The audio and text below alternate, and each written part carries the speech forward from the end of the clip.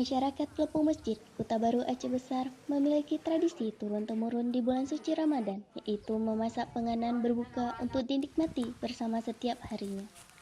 Ibu Padah, begitulah nama santapan jenis bubur yang bercita rasa rempah-rempah yang terbuat dari 44 macam dedaunan yang sudah ditumbuk. Inilah cara masyarakat meneruskan tradisi tersebut. Sudah memang dahulu kala sudah ada itu, sudah jadi adat kami itu. Memang di sekitar kami ini banyak yang ada, ujung sana ada juga, di sini ada. Satu apa itu mukim ini karena berapa ada, berapa barang dua tiga yang ada, lain semua ada.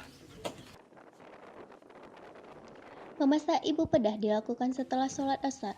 Usai dimasak, masyarakat mulai berdatangan untuk mengambil ibu pedah untuk disantap saat berbuka puasa. Dari ibu pedah inilah hangatnya kebersamaan di bulan Ramadan tercipta. Dari Lepung Masjid, Khaira Oliani melaporkan.